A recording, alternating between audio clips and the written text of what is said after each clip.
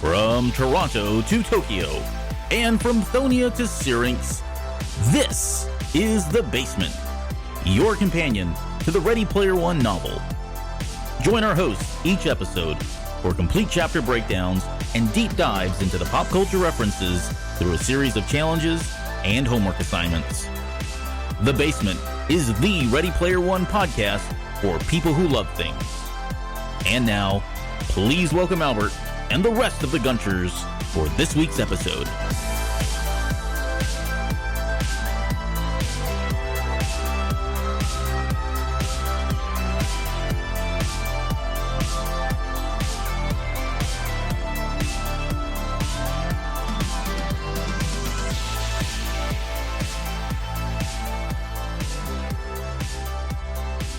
Hello, Gunchers, and welcome to The Basement, the Ready Player One podcast for people who love things. My name is Albert Padilla, and tonight we're going to be covering Chapter 4 of the Ready Player One novel in a show that we're calling Worlds Upon Worlds. And as this will be very heavy in terms of science discussion, I thought it would only be appropriate that we bring on not only a lover of science fiction and science, but a bona fide astronautical engineer. He's the host of shows such as Legends of S.H.I.E.L.D., and Starling Tribune, as well as a co-host of Better Podcasting and GonnaGeek.com. He's the only person I know qualified to answer the phrase whether or not, or the question, whether a parsec is a measure of time. Please welcome Stargate pioneer. SP, how you doing tonight? I am doing great. Thank you very much for having me on. I've been listening to the show since the beginning, and I just think it's an honor to be here and be counted as one of the I get it. Are we Gunters? You're a Gunter. Okay. So yeah, automatic qualification. If you come on the show, you're a Gunter regardless at this point. So it is an honor to be considered an actual Gunter. And it's an honor to have you. So I really, when I was putting together this, the show notes and that sort of thing, I was really struggling with who I should pick. And then it clicked. One time, I think a long time ago when I don't know if we were playing Star Wars or something, or maybe it was in the Discord for Cantina Cast. But either way, I just remember you saying something about being some kind of related, some way related to space. And that was really all I had at the time. And so I pinged Mike and I was like, hey, can you remind me what SP did? And he gave me your bio. And I was like, oh, this is it. He's the perfect guy for this particular chapter, because it really is kind of heavy in terms of science references. And we're kind of going to kind of steer it in that direction to some extent. But it's not so heavy in the pop culture stuff. So hopefully, I know I gave you a ton of different homework assignments. Some of them were movies and other things are probably right in your wheelhouse in terms of your background. Before we get started, though, one of the little segments that we do is, I call it Ready Player Whoever. So for you, it'd be Ready Player SP. But I want to just kind of, maybe if you could just take a moment to kind of talk about how you came into the Ready Player One novel, what your experience was was it favorable? What did you like? What you didn't like? That kind of thing. Well, you mentioned it before. I'm part of the GonnaGeek.com network and also co-host the GonnaGeek.com show. And through that, there is a network of people on the GonnaGeek network.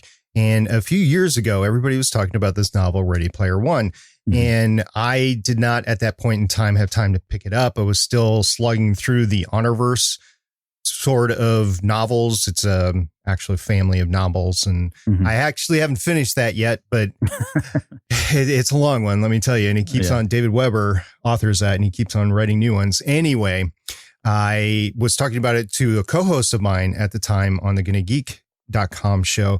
And he was like, hey, what, you guys got any suggestions on what to read? And I'm like, well, I've heard Ready Player One is pretty cool. So he stuck that in the back of his mind. And like a week later, he came back and he was like, yeah, it wasn't the best novel ever, but it was really cool, especially growing up at that time period, the 80s, Absolutely. 90s, 70s. So yeah, it was really cool to read. And that just piqued my interest. And unfortunately, I didn't have time to add it into my read agenda in the intervening years. So when you asked me to be on the show here, I was like, it'd probably be a good time to read the book. So I did. I bought the book. I bought a paper copy of the book. I bought a Kindle copy of the book, and I listened to the audiobook. So I had fun consuming it in three different ways. The trifecta there. You went with all three routes. I did because I didn't know how much time I was really going to have and what area that it was. As a matter of fact, after you asked me to be on the show, my job said, hey, congratulations, SP, you're going on a trip next week. I was like, oh, great. Really appreciate that. Up. Yeah. So I didn't take the paper copy with me, but I took the Kindle and the audiobook with me, and I was able to finish it on the road, and it was pretty neat. And I'm slapping myself for not reading beforehand. However, in the process of reading the book, I, of course, went to the beginning and I saw the copyright date of 2011 and it's 2018. That's not that bad reading something 7 years later for me. Yeah, all things considered, right. That's not that bad at all, actually. So it wasn't like this book has been around for the 80s. It's only been around for the last 5, 7, 8 years. So I'm well within the time period to actually read this. So yeah, it was pretty good. And I also went and saw the movie in the movie theater. It was at the discount theater, and I got to see it for $1.75. Yeah. When you told me that, I could not believe we don't have any kind of a theater close around within where I live that has movies less than about $15. So I was surprised that someone still had it for, that there were these dollar cinemas, so to speak, that were still around, because we used to have them a long time ago and they've all been phased out in this area. So it's very cool that you guys at least have one. How did you like the movie? I know it's very different, obviously, right? There's a lot of differences, stark contrast to the book, but did you come out with a favorable impression of that?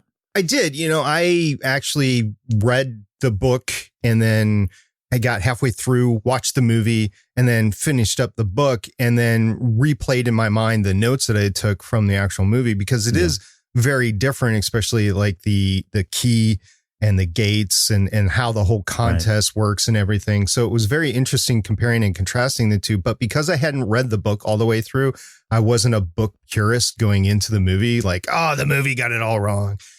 Starship Troopers, there's a great example. I watched the movie. I've never read the book. I've heard the book is actually tremendous.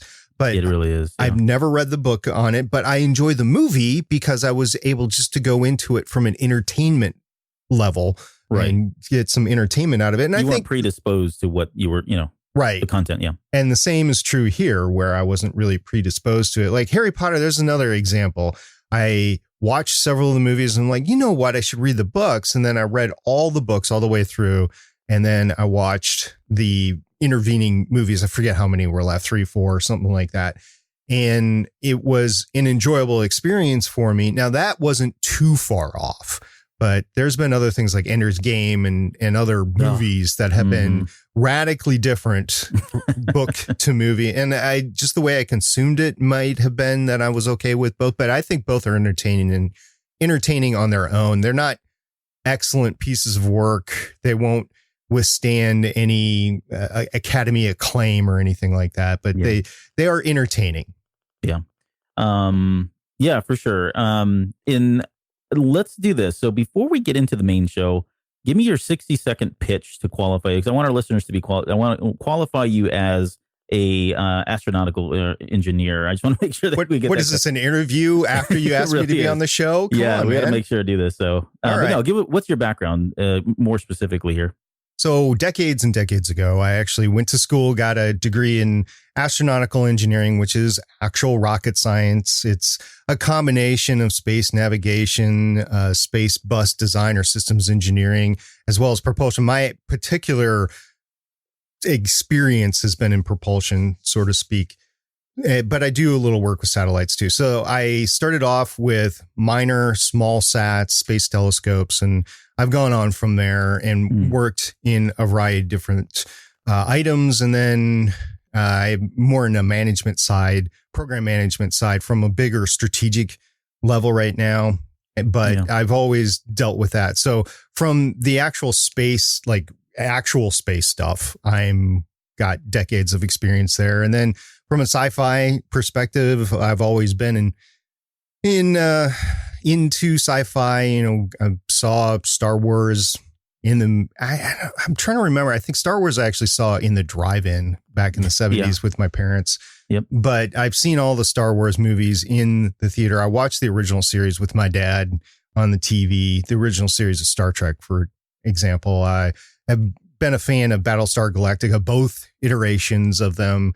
And like even currently, I'm really into The Expanse. So it's not like my love for sci-fi and science hasn't gone anywhere. But yeah, definitely with a space twist. Haven't really been, even though I mentioned Harry Potter, I haven't really been integral into the fantasy side of things. I mean, recently I've started watching Stranger Things, and that's definitely on the fantasy side. And and it's fun because of the era and of everything else. But and I'm not a big horror person either, but it's just fun with the era in there with Stranger Things. So yeah, that's my background. Is I'm predominantly space and sci-fi, but all things geek is pretty good. Yeah, no, and that's perfect, because honestly, the only qualification you really needed to have was to be smarter than Mike when it comes to all of this, and you clearly passed that mark. So at this point, you're golden. So we'll move on from there, and that's a dig at Mike. So let's talk about the show.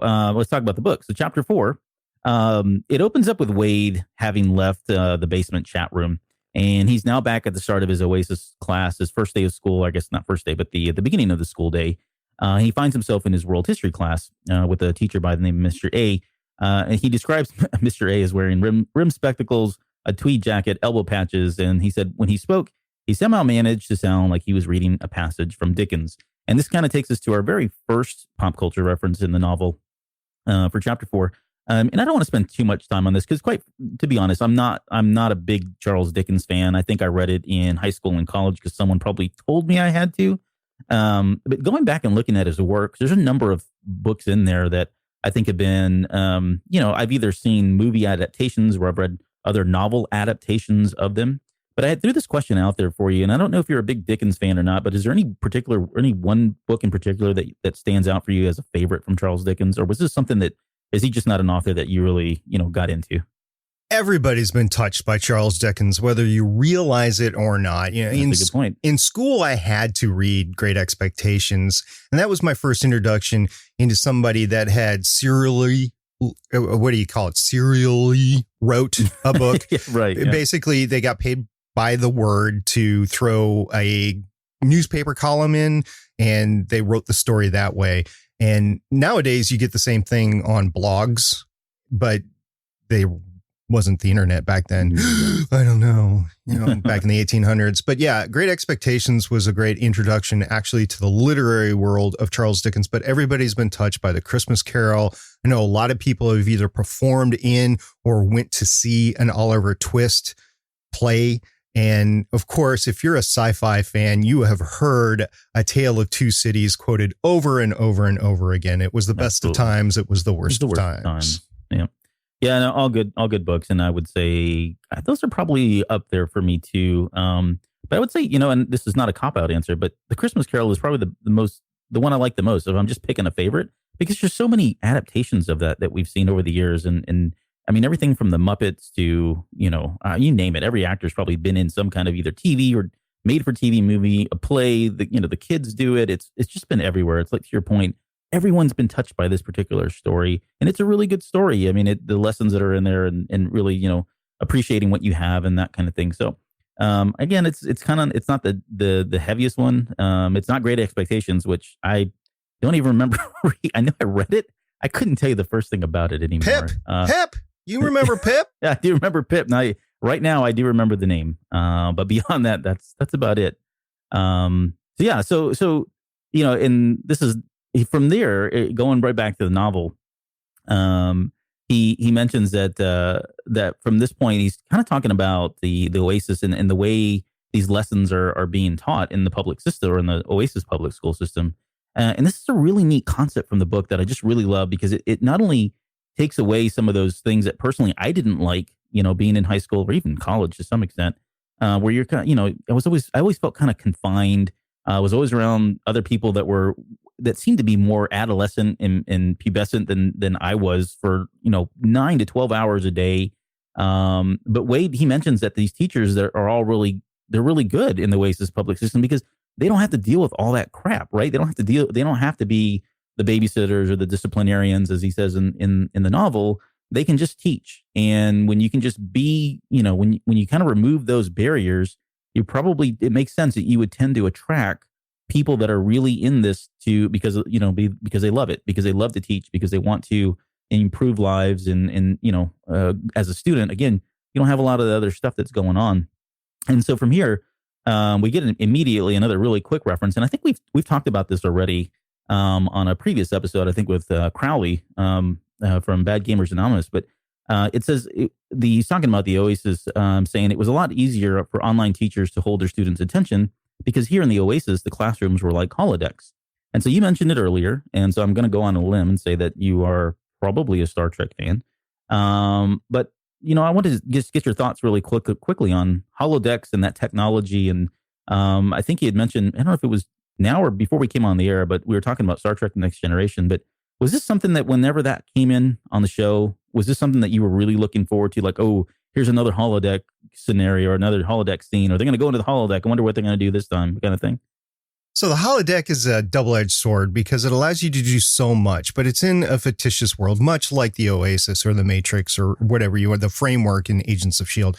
It's in a fictitious world, so it loses the physical aspect of it. However, it allows you to do so much in terms of storytelling, in terms of actual changing scenes. Like in the Star Trek, I believe the first origin of this was in the cartoon. Yeah. Back in like 67 or something like that. Yeah. So even back then they were thinking of it. So it wasn't just brought up new for the next generation. It was something that Roddenberry had in his back pocket from a long time ago. And actually he met with this inventor, Gene Dolgoff, I think his name, Dolgoff. Maybe. And he's the one who owned a holographic laboratory in New York City. He befriended Gene Roddenberry and they were talking back and forth. And one of the things about Gene with both the original series and the Next Generation, when he was involved in the production, was that he wanted to make it as true to actual science as you could get. Yes, be futuristic about it, like a Dyson sphere. We've all remember Dyson sphere, those of us that have watched the Next Generation. But there's never been an example of a Dyson sphere now, and there probably won't be in our lifetimes.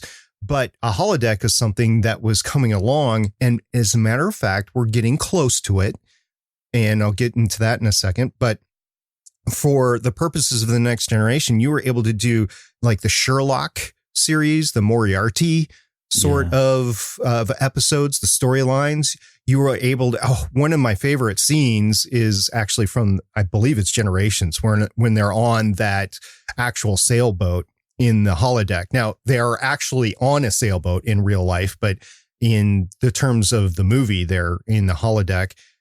And the holodeck is even in, I believe, the very first episode of the Next Generation, when you've got Data, who is the first time we see Data is in the holodeck in the Encounter at Farpoint. And yes, we will talk about Encounter at Farpoint because you would have no All Good Things, which is the final episode of the Next Generation, without having Encounter at Farpoint. So you had to get through Encounter at Farpoint to get there. So you had to meet Data on the holodeck there in order to get there. So, but the holodeck was so integral into that series, into any other series like Voyager, and he even was in DS9 too, right? Because they had the holo suites that were there, and it just allowed you to do so much. Now, in terms of this particular instance with the classroom, it does allow you to do a heck of a lot. Matter of fact, just a few months ago, there was a 3D mapping inside the Great Pyramids, and they were able to show that through augmented reality. So, you put on these visors, you get to map out in 3D right in front of you how it looks and that sort of thing. So that's an early form of the holodeck. It's not all the way holodeck, but it's right there. And there was an article in steamit.com 5 months ago, as far as this recording of this podcast, and the article's title is Surprising Discovering the Great Pyramid, What's Inside the Secret Room. And what they did is they sent a little robot in there to map it out. They also added some sensors in there to see how big the opening, the big void, there's a big void and a small void in the Great Pyramid. And the only way that you're able to visualize that is through augmented reality right now, or actually experience being in it. So from an education standpoint, that's great. Although I will caution you, there's no substitute for actually going someplace. In the terms of the Ready Player One futuristic dystopian future, you're not going to have the money to go for field trips. It's not going to be safe to go for field trips. You're not going to have the resources to do field trips. So this is the only way that this next generation in the 2030s, 2040s is going to be able to go out and experience Paris, the Louvre, Europe, or even go to Chicago or Washington, D.C. And I think it would be an important piece of humanity to be able to teach that to the next generation of kids. So like I said, double-edged sword, but yeah. If that's all you got, that's all you got. Yeah, no, that's a good point too, because later on, if you jump, to the very end of the novel, which we'll get to at some point, the very end of this chapter, he kind of mentions that, right? Recession was in its third decade. We know that it's just too expensive to do anything, and then really the only thing that anyone has the money to do is pay their 25 cents to go into the Oasis and be a part of all of this, all that it has to offer in allowing you to go to other worlds or back in time and that kind of thing. And it's from here, that going back to the novel, when he's talking about the holodeck, and he just kind of starts throwing off a couple of these tours. I mean, you mentioned the Louvre. That was one that he said that they had gone on. There was another one here, or almost immediately, where he's talking about that during world history, that morning that Mr. A had loaded up a standalone simulation so that our class could witness the discovery of King Tut's tomb by archaeologists in Egypt, AD 1922. And this was like another piece of, it's like one quick line that really doesn't, probably it doesn't stand out. But I think for me as a kid, this was something I was really into. And I don't know if it was just me. I want to say every kid goes through a phase where they're obsessed with King Tut. And just having the ability to go back in time and to kind of be a part of all that would just blow my mind, really. But I want to talk about King Tut, and I don't want to so much focus on the king and his reign and all that. I actually want to talk about something where I think I felt as a kid I was really obsessed with. It wasn't so much King Tut, but it was this whole thing of the Curse of Pharaohs.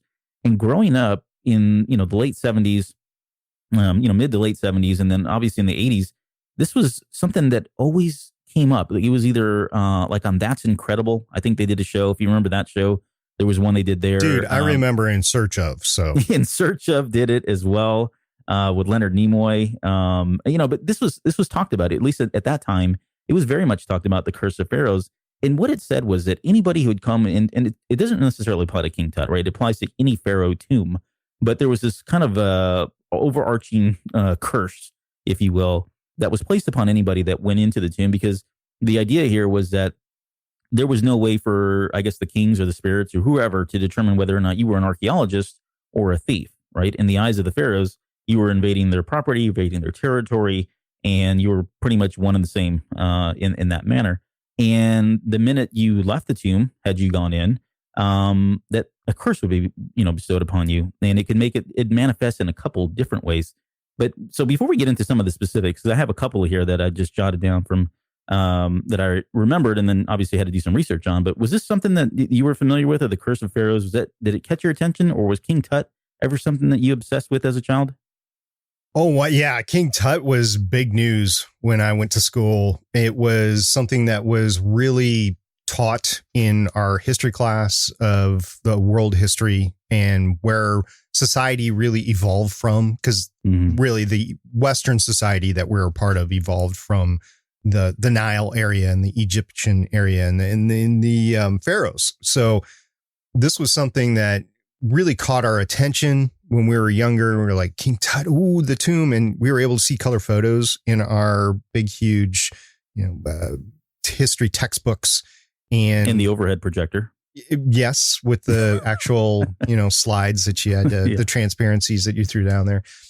Yeah. And it was great from the visualization, because you were able to actually see this stuff. And of course, later on with the Mummy movies that, Brendan Fraser, that was all cool too. But yeah, the Curse of the Pharaohs was something that really, it was the early boogeyman story that I remember, because, don't go in there, because when you come out, bad things are going to happen. Yep. And there was, so if we could just real quick, I want to just read off a couple of these. So going back to the King Tut's tomb, some of the people that went in. So this archaeology excavation, or I'm not sure what the correct term is there, right? But Howard Carter was the one that kind of led this all. And of that, there were a number of people that suffered from other things having left the tomb. So there was a gentleman by the name of George Gould who visited the tomb. He died in the French Riviera on May 16th, 1923. So this is just a year after having visited the tomb, and he had a fever. There was Prince Ali Kamal Fahmy Bey of Egypt, and he died in 1923, shot dead by his wife, Margaret Albert. I guess that's a great name, but that may not be how you pronounce it. And I won't go through all of these, but the gist of it is there's all these people that died. And then I read later on, because, that was always in my mind, is like all these horrible, hundreds of people died in my head. That's, I think, how the story was spun, or at least how it was glorified in my head.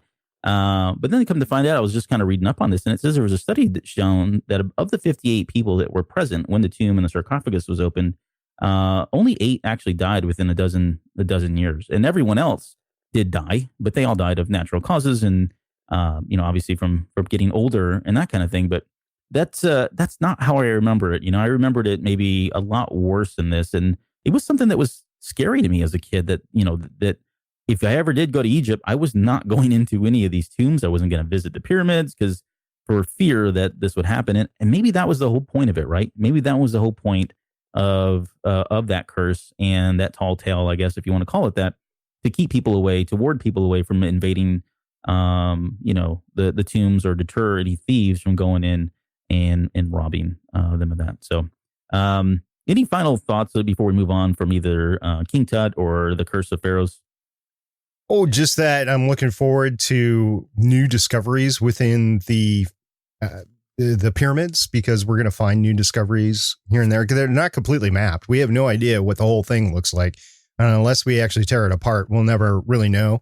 But as sensors get bigger and better, it'll be great to do that. And it would be awesome to model that on a world in the Oasis, to have kids actually go there and be able to run through there and stuff like that. Not in a video game, or it could be a video game. Either way, it would be cool. And you just remind me of something. So is it Discovery that does this? Like, I don't know, it's like every 2 or 3 years they come online, or they have a show saying, hey, tonight or this week or this date, we're going to go back inside the tomb, and we've got better technology. We've got better cameras. And it always seems like something gets stuck, like the camera gets stuck, or they hit a wall and they don't ever get to, I guess, something. And I don't know, I'm not that familiar with it, to be honest, at this point, but it just seems like they're coming back. And like you said, to your point, the technology is getting better, but it just seems like there's always some kind of hurdle, and we don't really get to the middle, the center, whatever it is they're getting to. Is that a fair statement? Is it Discovery that comes and does these shows?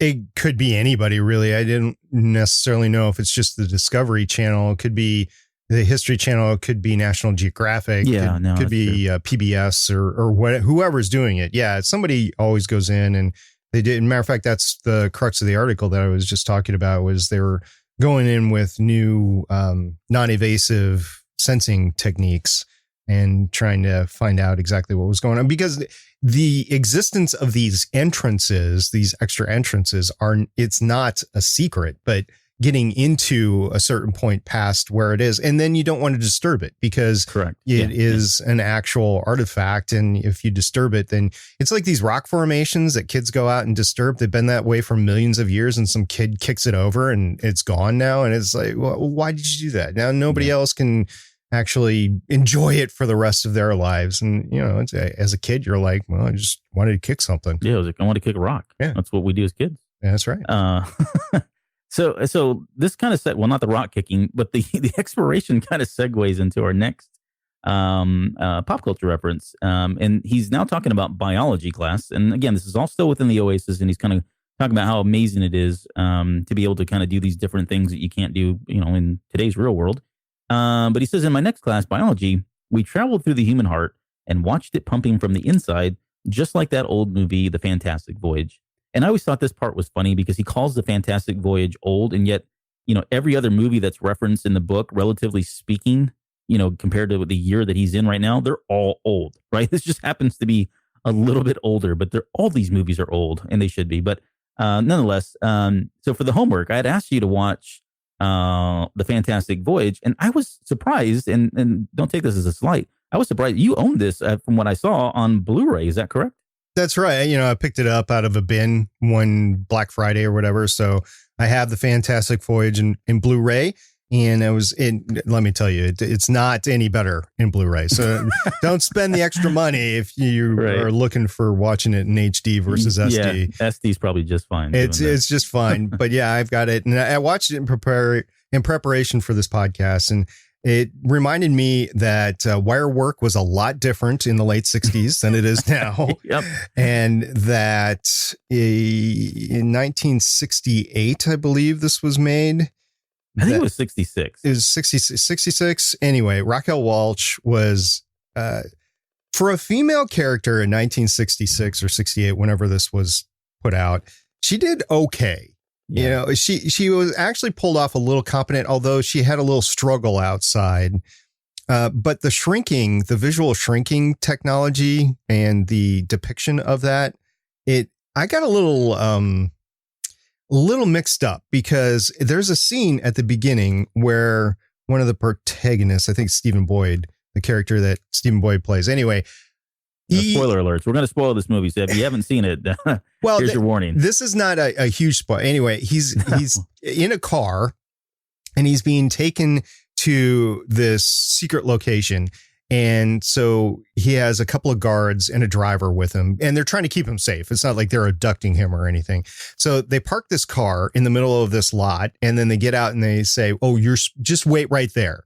And then this big, huge elevator starts lowering the car, and it looks like it's just getting smaller. So I think what they did is they substituted like elevator CGI technology for just shrinking it in a certain way that made it look like it was kind of going down. Yeah. Right. And it was really hokey. And then later on at the end, when they embiggen again, that looks pretty hokey the way they did that. And of course, at the end, just the way it ends with everybody like smiling and hugging and hey, congratulations, slapping each other on the back, old boy, that sort of thing. There's no dialogue. It's just, hey, we won sort of thing. And it's immediate. They just kind of cut to it and it's over. Like, yeah, I was left wanting. So, but I like the ship in it, which, okay, spoiler alert, doesn't make it through. But I like the ship in the fact that it's, motoring around. It's a submarine and it's motoring around. It's a nuclear powered submarine at that. It is, with multiple charges of nukes on board. Yeah. And so just think about the Proteus. Was that the name of the ship? I think so. Yeah. And it's floating around. Just think of that. A little nuclear submarine that's actually swimming around your bloodstream. Yeah. So here, let me do this, because in 30 seconds or less, the premise of this movie is pretty simple. There's a scientist who's figured out how to make things shrink. Think Ant-Man, right? And both the Soviet Union, which they never really call out, right? They never mention it. I think they say the other side, but this is obviously during the midst of the Cold War, at least just before. But it could have been this, like in the era of James Bond too. So it could have been, true. Yeah, another spy organization. It doesn't have to be the Soviets. I took it as Soviet Union, but yeah, you're right. It could have been someone else. But you like the commies? I do like the commies. I'm a kid of the '80s, Rambo, and everything else that was going on. But listen, so there's these the U.S. and some other entity. We'll just say they're Russia, but they both have this technology to shrink things down. And there's one particular scientist that knows how to keep things shrunk for more than 60 seconds. And it's really kind of weird. And you've kind of alluded to it there at the very beginning of the movie. That scientist gets, I guess, ambushed in a car accident or something. It's all right. And he gets a blood clot in his brain. So because I guess we don't have the modern marvels of surgery and all that today, they concoct this plan that they're going to take a nuclear powered sub, throw 4 or 5 scientists into this thing, arm it with a laser gun, and they're going to shoot through they're going to inject the ship with some saline solution, and the ship's mission is to travel through the bloodstream up to the blood clot, use a laser bolt, and get rid of the blood clot, and then get out so the scientists can live, and the U.S. will have the technology to keep things shrunk for more than 30 minutes. That's the premise of the movie, and I don't know, it's kind of endearing to me. I had seen this movie a long time ago, and really, it wasn't anything that I didn't own. I rented it for purposes of this show. Rented the $2.99. It looked great. To your point, I don't know that I could probably tell between Blu-ray and. You could watch this on a 4.5-inch iPhone 4 screen and be fine. Yeah, you probably could. That's good. That's a very true statement. But it's kind of hokey at times, right? You can see there's a lot of, like, the special effects are really just a lot of I don't know what they use. I didn't really dive into how they did the special effects, but really it just looked like they were in front of a green screen or in front of a movie theater screen or a drive-in theater. And they were showing, blood cells, and then suddenly, oh, look, this is the inner ear. And, there's parts in there where, we talked about the ropes. So I guess the wire, the wires that were they're supposed to be swimming, and they look like they're just kind of hanging and dangling and suffering. I got a beef on this, and I'm just going to bring it up. So go ahead. They're shrunk, right? They're shrunk down to the size of cells, and yet they're swimming. What are they swimming in? I don't know. And then when they're especially, like I'm fine, as suspension of disbelief to some extent, but when they get to the inner ear part, that's where I broke from it, right? I'm thinking, what are they swimming in? This guy has a lot of ear fluid, or he's got really liquid wax, because I can't understand how they're constantly swimming inside the inner ear. It's not a submarine. It's an airplane at that point. I mean, it's just going through the air. Yeah. It's a fun movie, I guess. And it's actually not that bad. And the Rotten Tomatoes score is like at 92%. And it's a classic. It's a classic, right? It did really well with the reviews, and there are people that still hold this movie in high regards, and really in all things perspective, right? Put things in perspective. At the time, this is really, I guess, the best we had, but it's only a few more years before 2001 comes out. So yeah, it's kind of Donald Pleasance was a bad guy. I know he really was. And my biggest role for him is, to be fair, the Halloween movie. I don't know why, but that's just what I always remember him. He's been in a ton of stuff since then, but a lot of people remember him from World War II sort of movies. He's played like the foreign, just a foreign officer, like a British officer or something like that. Yeah. Did you find that CMDF logo just to be annoying, that it was plastered everywhere in the movie? It was, but it was meant to differentiate what they were doing from the military. It was more of a science organization rather than the military, even though everybody was in the military uniforms, because that's all the costume department had. Right. Yeah. So yeah, 1966. What do you mean? You don't want one of those patches? Be like the Dharma Initiative patches. You don't want one of those patches? It's funny you say that, because if there's another podcast I ever do, it's going to be on Lost, even though there's been a million of them since then. But that is one show that I obsessed with, compulsively. But that was very reminiscent of the Dharma Initiative, and seeing that logo everywhere in that opening, first 15 minutes of they got the branding down. Yeah, they spent a lot of time on the design of that logo, and they're very proud of it. So if you get a chance to watch the movie, you'll know exactly what we're talking about. And then I guess, I don't know. Everyone else didn't really. There wasn't a whole lot of. I mean, the only other thing that stood out for me was Edmund O'Brien, who plays Colonel Carter, and just the amount of the obsessive amount or offensive amount of sugar that he consumes in this movie. He's constantly pouring sugar into his drinks. In fact, he goes through an entire jar in a span of like 10 minutes. It's like a whole bag of sugar is in one of those jars. And he just, it's not the bad thing that he's run out of coffee. He's run out of sugar. Right. And I think that there is a line of that. And there's some weird moments in there too, with the ant, and, he's about to kill it and he stops. And then there's a line about, being Hindu. You're going to be Hindu someday or something like that. It's just, I don't know. All right. So any other final thoughts on Fantastic Voyage? Do you recommend this movie to somebody who hasn't seen it before? It's kind of a cross between like a drinking movie and just a interesting, like, this is the history of movies, like science and movies sort of thing. So yeah, if you want to watch it for the historical purposes, go ahead and do that. But if you're looking for a modern day CGI flick, this is not the one for you. No, although it did win Best Art Direction and Best Special Effects at the Oscars that year. So, all right, enough of that. Okay, so let's get back to the book. And he mentions I guess the final virtual trip reference that we have. He says it's in his astronomy class where they visited each of Jupiter's moons. He says we stood on the volcanic surface of Io with our teacher, while our teacher explained how the moon had originally formed. She then snapped her fingers, and we were standing on Europa, discussing the possibility of extraterrestrial life beneath the moon's icy crust. So from here, I wanted to, we could go a couple different ways with this, because the minute I hear Jupiter, no matter where it is, I'm immediately taken to 2001, 2010, the art in 2061 and 3001 as well from Arthur C. Clarke. But before we get into that, because I do want to talk just briefly on that, on particularly those books and the movies. But I thought we could just maybe talk about Jupiter, Io, Europa, and the Great Sea. And I'm not going to pretend to know a whole lot here, so I'm going to defer to you on a lot of this. Yeah, right. I'm going to refer to you on some of this stuff. But Jupiter it's one of those moons one of those planets that I just, everyone obsesses over at some point in their life, I think. And particularly the Great Sea, right? Which I don't know when we found out that was just a big hurricane the size of Earth or not. Do you happen to have this in your notes anywhere about when we kind of hit that mark and we realized that what that really was? Was it a long time ago, or was it just me and I'm completely out of touch with, the history of Jupiter? So the Great Red Spot, that's what you're talking about, right? Yeah, It's got winds that we've estimated have peaked more than 400 miles per hour.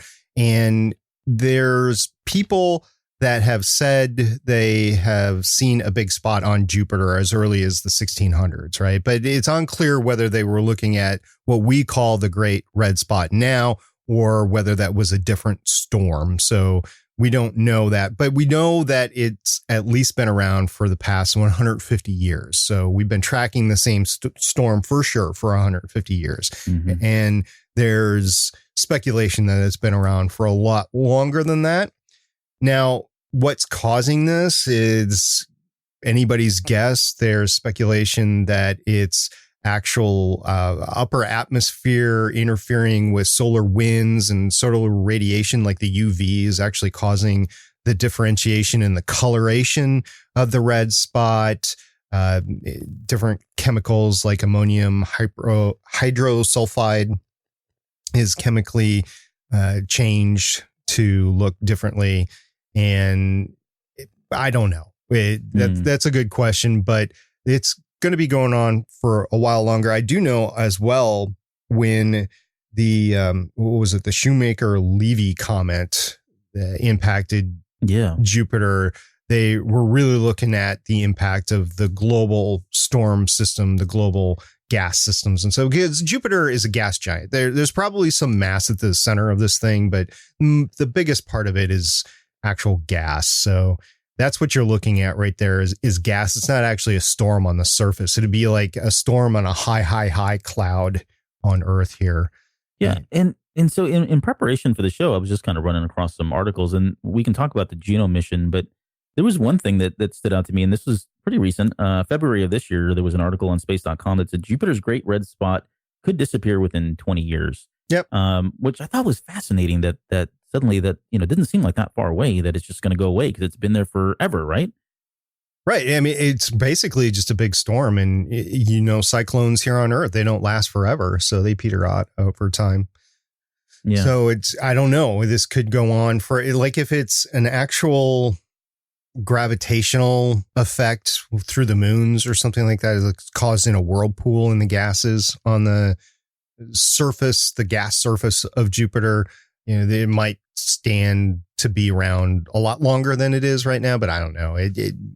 If it goes away, it goes away. We'll be observing it and we'll want to know why. And it'll probably cause an extra scientific mission. If it gets smaller and smaller and smaller, I can guarantee you we will dedicate some sort of satellite observation probe to go and take a look at it. Yeah. And so now, of all the moons, wait a minute. Okay. How many moons do Jupiter has 53 named moons right now. They're speculating it's probably over 69, but it's 53 named moons. There's 4 big ones though. There's Europa, Ganymede, and Callisto, and Io are the 4 ones that everybody's familiar with. Yep. And that's probably fair, because beyond those 4, I couldn't tell you another one. But Io was never interesting to me because it just seemed like it was a big bowl of like volcanic lava and smelled like farts the entire time. So I didn't really get into Io, although some of the Juno pictures are really amazing. Like this, that sulfur yellow kind of color. It's neat that you can kind of see that volcano, that big volcano that's they made a big deal about, I guess, not too long ago. Right. We've been looking at that on different worlds throughout the solar system. Yeah, that sort of effect where you have this big volcano and this big black, basically, cloud coming out of the geographical mountainous sort of thing, and it looks like a volcano, and it's acting like a volcano, but I don't necessarily think it's a volcano like we know of on Earth. Like there's not lava spewing from it or anything like that. No, I see. Okay, well, it's cooler in my head. As it always is. Everything is cooler. Just like the Fantastic Voyage. Yeah, just like the Fantastic Voyage. Great movie until you watch it. The and so okay, so the other moon that's referenced here is Europa. Now I'm going to stop right here because I don't want to jump into Europa just yet because Europa. I know where you're going. Yeah, so it's a very interesting moon. It always has been, and obviously more recently with a lot of the more recent discoveries that we've had. But I want to talk about 2001, 2010. So for anybody that doesn't know, actually, 2001 and particularly 2010, the movie is referenced later on in chapter 10 of the Ready Player One novel. I don't want to spoil anything, but there's a moment at there right at the very end after he gets to the first gate that he says, "My God, it's full of stars," which is a direct quote from the 2010 movie, but it's actually a quote from the 2001 novel. So I want to talk about both of these novels, movies. We can just kind of combine them together. But for anyone that's not aware, 2001, A Space Odyssey, or the whole series of books, and there's 4 in total, was written by Arthur C. Clarke. And he's written a number of other books. He's one of my favorite science fiction writers. And I'll just throw out Rama as another series that I just absolutely love and hope they ever freaking make a movie about it. But 2001 came out in 1968. It was directed by Stanley Kubrick. And it was one of these, it was a novel that was written in conjunction, or I guess in tandem with the movie being made. And so they kind of both, it was Stanley Kubrick was looking for, he wanted to do a science fiction movie, the only way that Stanley Kubrick probably could do it. And him and Clarke were kind of paired. And Clarke said, "Hey, I've got this story called The Sentinel." And from there, it was a short story. They kind of fleshed that out and turned it into a novel, and obviously made the movie. And there's some stark differences between the two. But it was in 2010, which was the sequel, that the Europa is mentioned specifically. I want to talk real quickly about the differences between, and let's just go back to 2001. In 2001, the original story was they were heading out to Saturn, if I remember this correctly. And there was an issue, I think, with getting this to look right. Right, the visual effects supervisor at the time couldn't get the Saturn rings to look, okay for the movie, and so they had to change it to Jupiter, and that didn't change the novel. So when you read the novel, the mission that they're heading out to they're actually going out to Saturn, whereas in the movie they're going out to Jupiter. So let me pause right there and just kind of get your thoughts on 2001, 2010. Were these things that you were a big fan of? I'm going to guess yes, based on what I know about you so far. But were these particularly interesting books or movies that you were aware of at the time? Yeah, so 2001, first of all, it came out in April 1968, which was roughly 6 months before we sent people to the moon in December 1968. The famous shot of the Earth rise over the moon. Mm-hmm. And we didn't land on the moon back then. That was in July 1969, but we actually sent people to the dark side of the moon in 1968 to orbit with the test lunar module, lunar lander. So this is before we had people on the moon. And honestly, this movie, 2001: A Space Odyssey, is a cross between like the trippiness of Apocalypse Now and just a phenomenal sci-fi action movie, because it was as realistic as you can get back then, before we actually started to travel into space. And if you look at the U.S. space program, Wernher von Braun, who's really the architect of our space program up to today, really, he had this vision of having some sort of reusable national aerospace plane or space shuttle or something like that would go up into a space station in low Earth orbit. And then you would take some sort of we always called it the moon tug or a space tug, from the space station to lunar orbit. And then you could use the lunar orbit or the lunar surface to launch into different missions throughout the solar system using resources on the moon, because the moon has less gravity than the Earth. So this was easier to take off then. Right. So this was Wernher von Braun's vision, and we went and executed it through the intervening decades as well as we could. We ran into issues like the reusability of the space shuttle just wasn't there. And the amount of money that it was going to take to sustain this whole thing really didn't materialize. I mean, it was going to cost too much to do that. So what they depicted on the movie was pretty much exactly how we were really going to go for NASA. And it was great actually watching this. Also, you will notice in the scene on the lunar surface when they actually get there that it was before we landed on the moon. So we didn't know how our spacesuits were really going to work on the moon, how people were actually going to walk on the moon, that sort of thing. But I think they did a pretty good job getting there. So that was great. And by the way, a couple of weekends ago, I actually watched this in preparation for this podcast in my new outdoor theater underneath the stars. It was phenomenal. Oh, I can't imagine. I saw the pictures of it and was immediately jealous because that would be, I want to do that. I told my wife, I'm like, we have to do this. And I showed her the pictures and she's like, okay, sure. So I think that's an okay. I think I've gotten the clearance to do it. Or she was just wanting me to go away. But either way, I think we're going to do the same thing. Yeah, it's we'll talk about the outdoor theater at a later time, maybe if you have me back another time. But 2010 was another amazing movie. It was actually one of my favorite movies for quite some time. About 7 years ago or so, there was a person much like yourself, Albert, who had thrown down a challenge and said, okay, you have a 10-year trip in space. You have an iPad with limited capacity. You can choose one movie of less than 4 hours in each of these genres, action, adventure, animation. Well, one of the genres was sci-fi. There's about 15 things. So I was like, what am I going to put on there? Well, 2010 was actually my pick for sci-fi in that challenge back then because it was such a great movie and it really set up the stage for the novels, 2061 and specifically 2061, but then 3001. 3001 is so far in the future that it really takes things to a new level. They're both great novels, but 2010 was great because you had Roy Schneider, who's from Jaws. He did Sequest DSV and stuff like that. So they did a casting change of his character that he played, Haywood Floyd, between 2001 to 2010.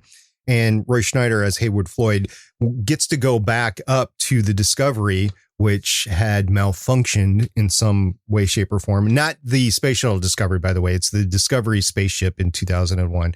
And since he was the head of NASA, it wasn't named NASA at the time in when they did the film in 68, but they basically revived. That was another revision they did in 2010. It's okay, you're NASA.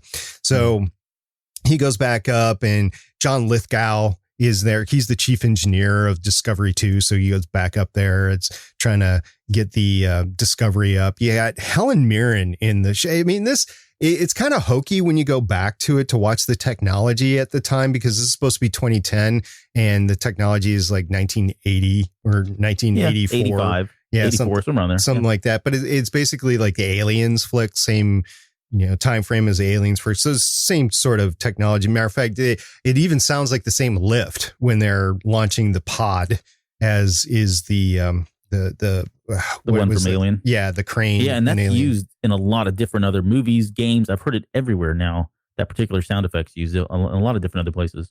Yeah, but 2010, so they go back up there, and the crux of 2001 and 2010 is we've discovered this monolith on the moon, and then there's this big brother of the monolith that's orbiting Jupiter, and the David Bowman, who's part of the crew in 2001, goes up, and he's the last human alive in the mission.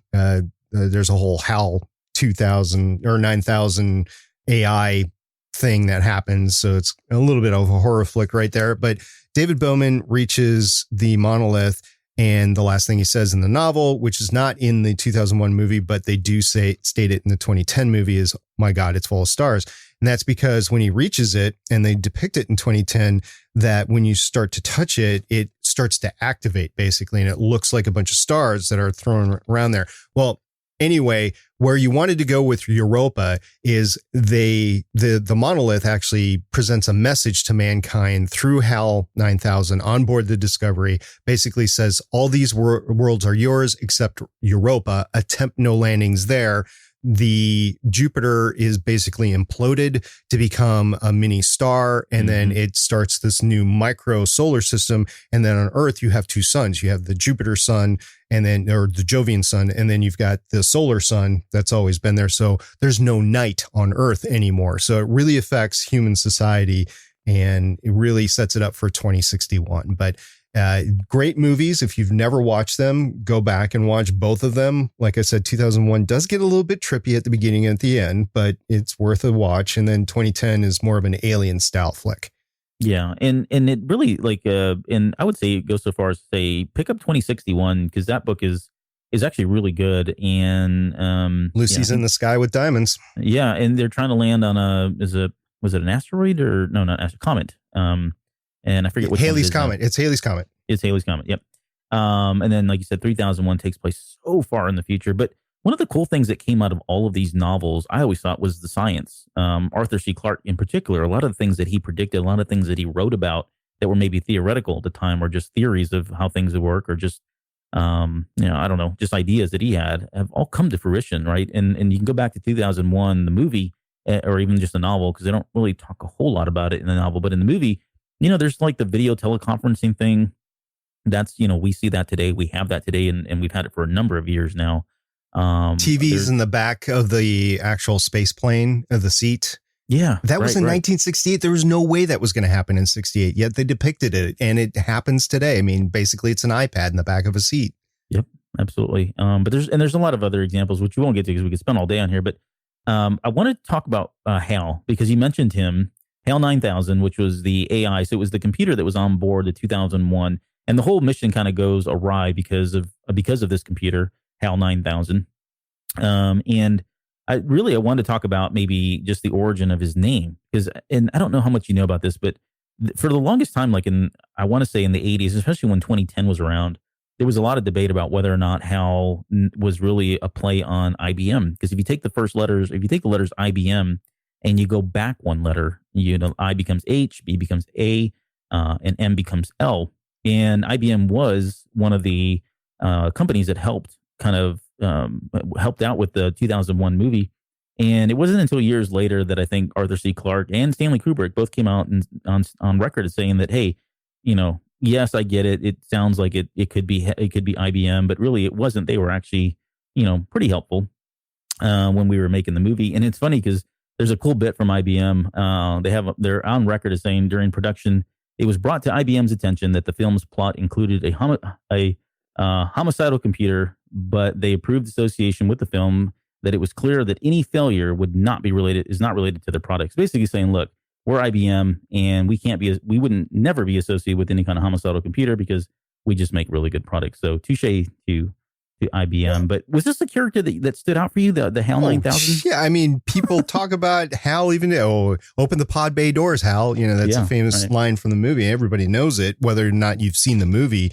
And you've heard it, yeah. Yeah, you've heard it. So, interesting fact, in the movies and the book, no 9000 series computer has ever malfunctioned. And in 2010, they go through the fact that he didn't malfunction. He was actually following his programming. And it was conflicting programming that he was given. And he was just trying to do the best with what he had. But yeah, HAL was great. I was thinking when we were watching Fantastic Voyage, HAL sounds like he could be voiced by Donald Pleasance, and he's not. But I was thinking that could be the case. It's Douglas Rain that does the voice for him, right? And I think he's done it, other times for other things. He's come back to voice that voice. And I remember like in the days of like Windows 95 and Windows 98 when you had all these themes for your computer. I always had like the 2001 theme. And so all my sounds were from 2001. Anytime there's a message for you, anytime I had a new email notification, it was HAL's voice. I had the actual HAL, little, what is it? Not his logo, but his, I'm forgetting what the optical sensor. Yeah. Whatever that is. Right. That was always my background on my wallpaper for my Windows computer. And I had a lot of people that really just didn't know what the heck that even was, which was surprising because you got with a lot of nerd people. Yeah, well, you got to remember back then, not everybody watched all these movies all the time. It wasn't until VCRs came out and the movies were affordable, not $80 per film, but more like $20 or $12 per film, that people bought these things and were watching them over and over and over again. HAL might have not have been an icon at that point in time. It sure is now, though. Yeah. Yeah. And just real quick, couple things for 2010. There's actually a cameo. So Arthur C. Clarke appears in one scene in 2010. He's sitting on a park bench there, I think outside the White House. And then there's another scene where they show a Time magazine, and it's supposed to depict the current president of the United States and the president of the Soviet Union. And really, the president is Arthur C. Clarke, and the president of the Soviet Union or the Prime Minister of Soviet Union or whatever is actually Stanley Kubrick, which I thought was a kind of a neat little cameo for both of them. Yeah. So in 1984, 1985, when 2010 came out, it was at the height of the Cold War. And the fact that this extraterrestrial entity did something so momentous as create a star from a planet in our solar system, it really brought humanity together. And basically It was like, okay, you guys, stop this little fight that you're having between the two of you.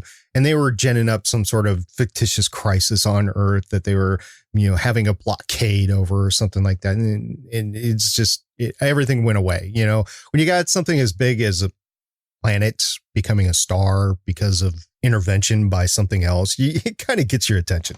Yeah, puts things in perspective. And so that just kind of speaks to another thing real quickly. I want to touch on the, in the original, you mentioned all these worlds are yours to explore, that kind of thing. But the very end of that also has use them together, use them in peace. And it's one element that I always found was interesting. When you read the novel 2001, there is an element in there of, de-arming ourselves, right, of nuclear weapons and that kind of thing. And so much that at the very end of the novel, and we're probably we are ruining this. So David Bowman becomes kind of like the star child, right? And he heads back to Earth and he basically blows up these orbiting space stations that have nuclear warheads on them.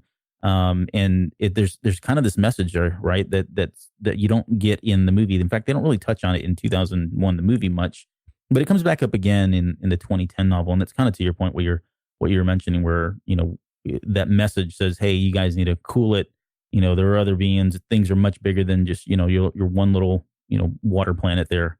Which I thought was really neat. And it's weird that they just kind of left that out. I don't think Kubrick was really into that, I guess. And maybe that was partly why it was removed. Well, you take a look at 2001 and how long it was and how trippy it was at the beginning and the end. And you had to get rid of some story elements in order to make that happen. So why is Europa so integral in all this? Is because it's an ice planet. It's water planet. So where we have water, there's life that's possible. And that's what the big deal is of why humanity would want it, that and for resources as well, because you can use water as rocket fuel and sustain our lives as well. But it wants to treat, the monolith entity wants to treat Europa as a new place to create life, as it has already created life on Earth in the beginning of 2001, where there's that whole scene with apes that become able to have fire and have weapons and tools and that sort of thing.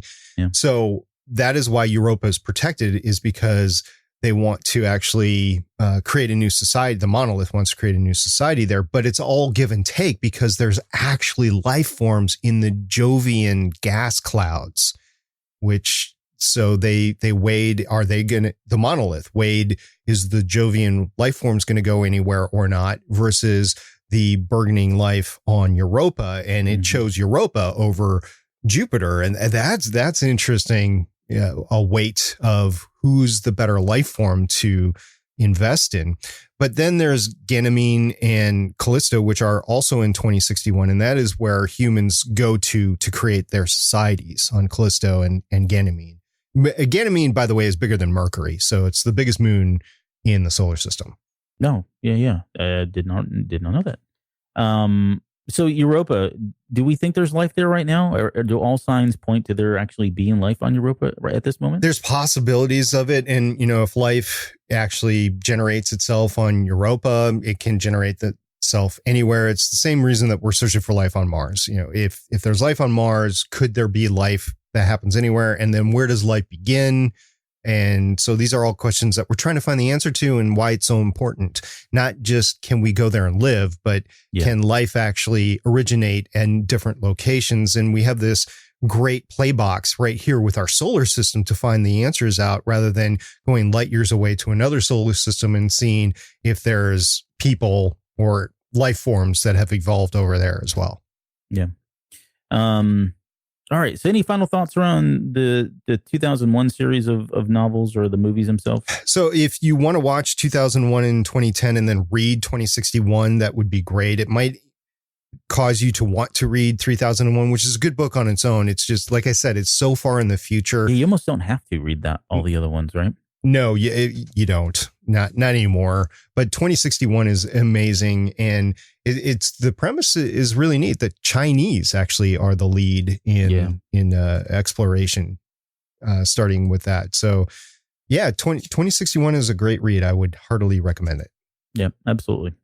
All right, so the next part of the chapter really dives into what it's like to leave the planet, in particular during what we would consider maybe senior lunch hour. Right? He's kind of talking about it's lunchtime, and everybody's taking off and leaving in their vehicles or their spaceships. I don't have enough time to go down to the block away and wait in McDonald's. I don't know what these guys are doing with spaceships. Yeah, I don't know either.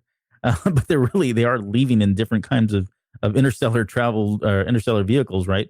And they're all leaving the planet of Ludus, which is, the school planet. And I think we kind of talked about that in the last chapter. But I want to share a quick story just really quickly before we go on, because this scene always reminded me of, high school lunches that we all had at one point.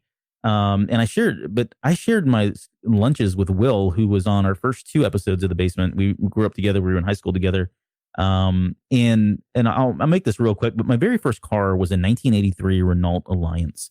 And after I got it, I was such a huge Star Wars fan, and still am if you know me, but a huge Star Wars fan that I actually went out to like the local AutoZone, auto store, and I bought these metallic stickers, these letters, and I went back to the vehicle and I took the R, the E, the B, the E, and the L and put those right above the word Alliance on both sides of the vehicle. So my car said Rebel Alliance as like the make or the model, I should say, of the vehicle. And it was funny because whenever we were in high school and we were talking about, okay, where do you want to go to lunch? Oh, let's go to McDonald's for senior lunch.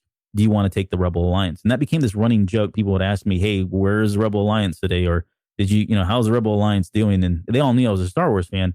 But that was the coolest thing, as nerdy as that may sound. I always thought it was really neat. That I actually, as geeky as that sound, I thought it was really cool that I had this car. And I don't think anyone else really thought it was that cool. Maybe me and Will, if that, and that was probably as far as it got. But yeah, it reminded me. So this particular part in the book reminded me of those high school lunches. And this is so much more glorious because in the Oasis, they have so many more vehicles and so much cooler vehicles in my 83 Renault Alliance. In fact, Wade mentions that school parking lots all over Ludus were filled with UFOs, TIE fighters, NASA space shuttles, Vipers from Battlestar Galactica, and other spacecraft designs lifted from every science fiction movie and TV show that you could think of. So I kind of threw this out there as a homework assignment and said, basically, brush up on all of those. But really, I want to get into if you could have any particular vehicle, that you could have either on land or in space or in the air from any genre of sci-fi movie, cartoon, TV show, whatever it is. What would you pick? Like, what are some of your top vehicles from those types of things? Wow. Well, first of all, before I answer that, I got to go back to a statement, old NASA space shuttles. So does that include like the Ranger 3 from Buck Rogers and maybe the Moonrakers? Yeah, I guess so. I don't think those were qualified. I don't think they would qualify. They're space shuttles. Sure. Ranger 3 was a space shuttle, and so was Moonraker. I think they're fair game for the Oasis, to be honest. Okay, good. My favorite growing up was always the Enterprise NCC 1701-A. I thought it had a lot of character to it. Loved the way it looked. And it was my favorite series when I was growing up. So yeah, the Enterprise, but different other ones like the SDF-1 from Robotech. That was amazing. Yeah. Mm-hmm. The space battleship Yamato from Star Blazers. Americans would know it as Star Blazers. It was actually its own series in Japan, as all Japanese anime that made it onto 80s cartoons where like Go Lion was Voltron. It wasn't Voltron, it was Go Lion. Right. They changed the names. Yeah, right. Americanize them. And even Robotech was the 3 different versions of Macross that was thrown together as Robotech. So yeah, there was that. I mean, there was, this wasn't necessarily 80s, but Titan AE and the Valkyrie on Titan AE was great. Oh, that's a good choice. Stargate SG-1, the Hammond or the F-304 series of class ships. That was amazing. And recently the Rosinante on the Expanse and the Hermes from the Martian, which was basically an evolution from the Discovery from 2001. I think those are all great. But yeah, I'd have to go with the Enterprise, the NCC 1701-A. You know, you've mentioned The Expanse twice. I'm going to have to watch that show. I have not yet Oh, seen it it. is so good. It is so good. Now, so Sci-Fi canceled it, but they canceled it for the reason that the ratings weren't all that great. They were like 0.5 and they didn't have any of the rebroadcast rights. So for them, it was a lose-lose situation. So I kind of get it. But at the same time, I'm like, yeah, I can't believe you canceled it. So the Amazon picked them up and Amazon has the streaming rights. So it just awesome. keeps on getting better. And that's another example of a book, which it's the series is based on a book. You got to go read the book and you got to watch the thing there. Yeah. Oh, but okay. I got to lay this out there. There's one ship that it's a really obscure reference. And I wish that the company that has the rights to it would reboot it because it was really endearing to me when it came out. It was the Vanguard Explorer, and it was a little Sunday Disney night 2-part series called Earth Star Voyager. I don't think I've seen it. You're talking about the Magical World Disney that used to come on Sunday night? Yeah, and you cannot find it anywhere. Matter of fact, I had to gun torrent it and actually obtain a copy recently. Well, in the past like 3 years or so, I gun torrented it, and that's actually a term from the book, by the way. Yeah, no, I caught it. I laughed. I was like, oh, good. You've read the book. Yeah. So Earth Star Voyager, that's Earth Star Voyager. Yep. It's a series matter of fact, I think that is the name of the ship that I'd like, Earth Star Voyager. But there was also another ship called Vanguard Explorer. And it was basically a generational ship. You know, it's another Earth in the future is falling apart. We need to go find other worlds. And they're off to Alpha Centauri to try to see if it would work, but it was like an 80-year round trip there and back. So it was basically a generational ship. And I think that would be really neat if Disney would reboot that property because I think they're ashamed of it for whatever reason. And it was kind of hokey because it was that on TV miniseries. Well, yeah, all of the stuff that came out on the Magical World of Disney that Sunday night, all those shows, Escape to Witch Mountain, all that stuff was really hokey and kind of corny. But as a kid, you loved it. You ate that stuff up every week. I mean, you look forward to it every week. Yeah, and if you're a Marvel fan, by the way, you kind of be dense if you don't like the Milano, which is Guardians of the Galaxy ship. That is one of the coolest ships I think that's come out in a very long time. Actually named after Melissa Milano. Yeah, yeah. Well, we can talk about her. No, I'm kidding. We're not going to. So here's my list, and I've got it's kind of all over the place. So I've got some ground vehicles in there. I've got some space vehicles, and I've got some of both. Well, you were talking spaceships, so I didn't do any ground vehicles. But if you want to talk about ground vehicles, I could do ground vehicles too. Well, here, let me give you my list, and then if you got something, let me know. All right. So I'm going to go. This isn't my final answer, but the Falcon is usually up there, right? And this is something that comes up in the movie. It doesn't come up in the book, but comes up in the movie in one of the scenes. But the Falcon, I'd throw Poe's X-Wing up there. Black One as another one, and even Slave One, if I'm just to get the Star Wars stuff out of the way. I knew you would do that, so I left those alone. I'm going to go, I would say if I had to pick a ground vehicle right now, one that comes to mind is the A-Team van. I was always a huge fan of that van. It looks so slick. I had the little action figures. I had a little Hot Wheels car at the time. It just, I don't know. It was really cool. Flying, I went with like Airwolf and Blue Thunder. They're kind of both the same to me, but they're both from, 80s TV shows. But just the tech in there and the song and all of that they're all very memorable. I'm going to go with some Transformers. I'll throw in Optimus Prime. I'll even go with Rodimus Prime, Jetfire, Astro Train, which kind of satisfies both because if I need to get him on the ground, I've got a train. He was a triple changer, so he could transform into, a space shuttle. I'm covered that way. Springer was another triple changer that I thought was really cool. The Armed Force from Jace and the Wheeled Warriors, which was a cartoon that came out in the 80s, was always something that another one that I had a toy of that I really liked. And it was all decked out. It was like trimmed out in all this gold. So it was really pimped out, which is really cool. The Thunder Tank from Thundercats was another vehicle that stood out for me. And that actually, if you have the Ready Player One, the art of Ready Player One, there's actually a picture of the Thunder Tank. So at one point, I don't know if it made the final cut. I haven't seen it in the movie, and the number of times I've seen it, I don't think I've ever seen it. So I can't confirm, and we'll probably come back and confirm that later once the movie releases on July 3rd. But it was originally, someone did a concept art design of the Thunder Tank for the movie. So I don't know if it's in there or not, but that would be really cool to find it once the home release comes out. And I've just got a couple more. So there was a tabletop role-playing game called Star Frontiers by TSR that came out. and it was kind of science fiction. Think Dungeons and Dragons in the science fantasy world.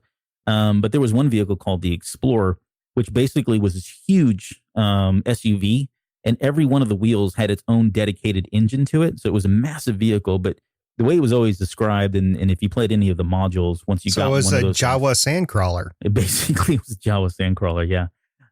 Think of like the old 80s Ford Explorer, because that's kind of how it looked in terms of its design.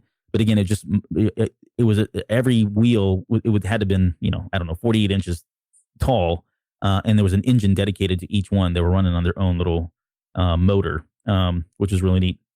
And then any of the Batman vehicles, whether they're on land, in the water, all that stuff that I thought was really cool. But my final answer, if I had to pick one vehicle, I'm going to go with the Thunderhawk from Mask. So if you've ever watched the Mask cartoon, Mask Crusaders, yeah, it was like this Pontiac, Trans Am that basically, the wings would come up and it could fly with that, and had laser bolts on it and all that stuff. But that was just a really cool, and it's got a very, very unique 80s look to it. If you ever get a chance, go look at it. Maybe we'll put a picture out there. I'll do something on social media soon. But yeah, I'm going to go with the Thunderhawk as my final answer if I had to pick one, because I've got, it can fly if it needs to, and it can go on land if it needs to. So I'll pause there. Did you think of anything for yeah, well, I've got one rebuttal. It's the hover tank from Robotech, and it's the second version of the trilogy.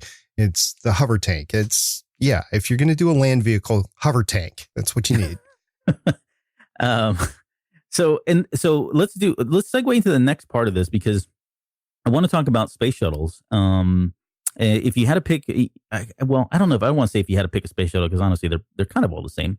But there was one in particular that, growing up in the 80s, right? If you grew up around 86, the Space Shuttle Challenger was just I don't know. It was a big deal because it is a shuttle that, it disintegrated, I think, in like 73 seconds or something.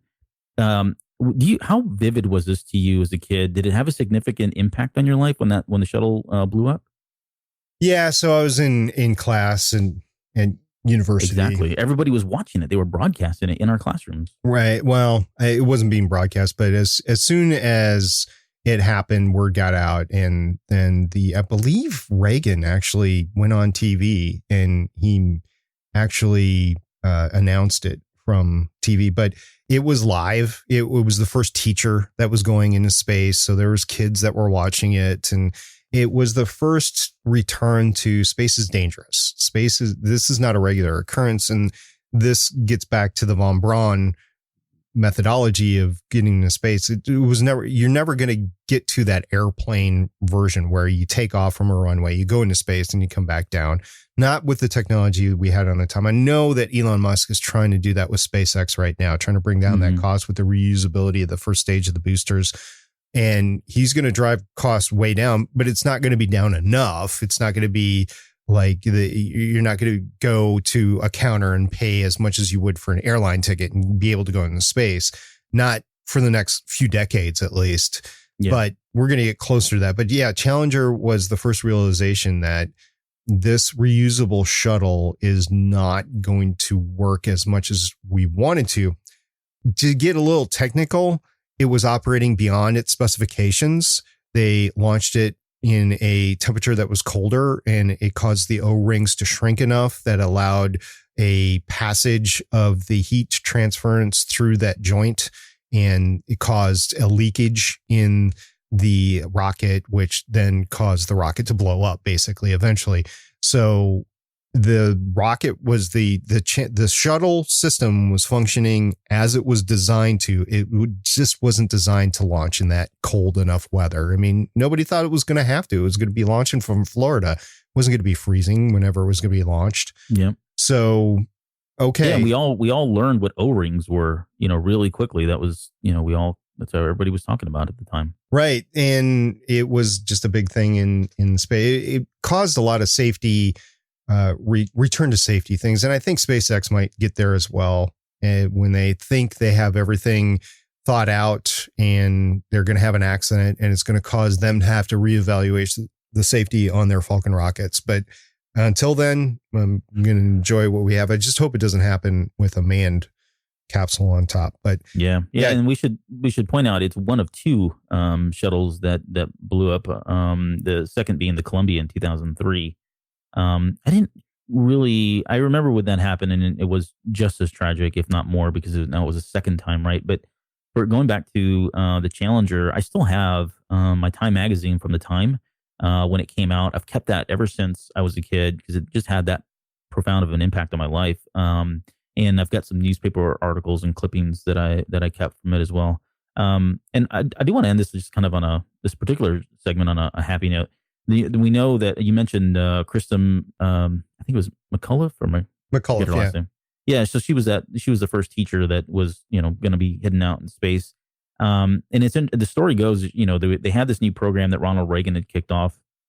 And I think it was like Teacher in Space, honestly, or something like that. The program was pretty straightforward, but the idea was that they'd send these teachers up, and when they got back to their classrooms, they'd be able to share their firsthand experiences of what things were in space and hopefully generate, more interest in our youth. And of course, with her death, it, was tragic. The backup person was Barbara Radding. And so she was a teacher from Fresno, and she obviously didn't go. She was the backup, and they kind of cut the program as soon as this was over. And the happy part of the story was she continued to kind of do, she was kind of a spokesperson for a number of years in teaching, the importance of math and science in the space program and that kind of thing. But it would take almost, no, I don't even know. I haven't done the math, but in 2007, she actually got to fly an STS-118 aboard the Endeavour. And so she did end up going out into space as a mission specialist. So she was kind of in the background, and we all know, again, Krista McCullough because of, what happened to her. But the silver lining was that there was another teacher named Barbara Radding who got to fly out into space. And so, the program did kind of live on in some regard. Yeah. Any final thoughts on that? Well, if you take a look at any sort of human exploration in our past, there's always been travesties that have occurred throughout the time frame. I mean, the explorers that came over from Europe, or the Vikings that came over from Europe to discover the new land, not all of them made it. And we just have to forge ahead, because I do believe mankind's future path is to colonize the moon and Mars and wherever else, Titan and Europa, wherever else we need to go. I think we need to get that done. And by the way, that brings us back to The Expanse. So if you want to see how that is supposed to work out, go ahead and read The Expanse or watch The Expanse, and you'll see what I'm talking about. Yep. And so it kind of, at this point in the book, we do get the acronym kind of spelled out for us, at least for the Oasis. And I'll probably screw this up, but it's the I already screwed it up. Anthropocentric sensory immersive simulation, or the Oasis. Better you than me. Yeah, right. Have you ever broken this down? I did this because I wasn't, I'd read this a million times, but I never actually understood. I don't know, to be honest. I didn't know what some of these words meant, as stupid as that may sound. So I actually had to go look these up because I was curious as to, is this, and I always wondered this, is this something that, Klein came up with, or he took a name and said, okay, I'm going to go with Oasis. Now let me find, five words that have these letters in them and see if I can kind of fit it in to mean what I want it to mean. Or was this something, that he just thought of and said, oh, okay, I'll just change this one word and I've got the word Oasis kind of thing. But have you ever been involved in trying to come up with a name of something like an acronym and try to fit the acronym to names or vice versa? Have you ever done that yourself? I don't think I've ever done that. No. So we've done that recently in my office, and I've been doing it for a very long time. I mean, rocket science, everything's acronyms. Right. Yeah. So it can be one of two ways, like you were saying, or it could be a combination of the two. And I think here what he was trying to get at was Oasis being the oasis for your mental capacity, for humanity in such a dark time. So the Oasis, but then whether it's Oasis or something else, you're looking at different words that might fit in there. And I think in this particular, I don't know, I'd have to ask him, but, or Ernie, what's his name? Ernie Klein. So I'd have to ask. He listens to the show, by the way. Oh, he does. Well, hi, Ernie. No, I have no idea. Okay. Anyway, Ernie Klein, I think what he must have done is he was looking at the science behind the Oasis, what he was conceptualizing as the Oasis, and looking at the different aspects to it, and just listing out names and then seeing that Oasis was something that would fit in there. So he probably changed some of like sensory, some of the simple ones like sensory or simulation or something like that. But in order to fit. But yeah, that's what people do it all the time. Yeah. So let me give you the definitions just so you can check the box if you've ever wondered like I have. So ontologically is a branch of metaphysics concerned with the nature of relations of being. That all makes sense. Anthropocentric, considering human beings as the most significant entity of the universe. Kind of self-centric, but okay. Yeah, go with it. Sensory, that one's pretty easy, right? Of relating to sensation or senses. How many senses? 7. Okay. Immersive, providing, involving, or characterizing by deep absorption or immersion in something. That one seems pretty easy, right? That no brainer on that like one. A hot tub? And then simulation, the act or process of simulating. So it works. I would say it works. Yeah, I think it did a good job. I don't know how much time he spent coming up with this acronym or coming up with the words, but it seems to work just fine. Well, he's a writer. I mean, it's what they do. Yeah, right. That's probably a good point. It's not me. So going back to the novel, we learned that the Oasis has a few hundred planets, when it was created, but then it blew up into a lot more. And then he kind of talks about the way that all of these different worlds are segregated or separated. He mentions that they're divided equally into 27 cube-shaped sectors, each containing hundreds of different planets. Each sector measured exactly 10 light hours across, or about 10.8 billion kilometers. Can I just say that's a little small? Well, it's a lot, but it's a little small. I mean, really? You think of all the worlds and all the IPs that you're trying to throw in there. It's a little, I mean, just the Star Trek universe itself, it's not big enough to contain. So should he have gone bigger here? Like if you were to resize this, how far would you go with this? That's a great question, because if you're talking about a computer game or a simulation, you want to be able to get from point A to point B without, expending your entire life. So you take a look at any open world simulation and you want to be able to walk somewhere within probably a gameplay of a day or so. And in this particular case, you'd want to be able to fly from world to world within a day's play or 10 hours. So I can see what he did here. But at the same time, I'm just thinking conceptually, you can't do some of the things that I'd want to do, because even the stuff that he says, he's got a Star Wars universe and Star Trek universe. I would think the Star Trek universe alone, are we talking Alpha Quadrant? Are we talking Gamma Quadrant? Are we talking the entire galaxy? I don't know how big. It's more than 10 light years across.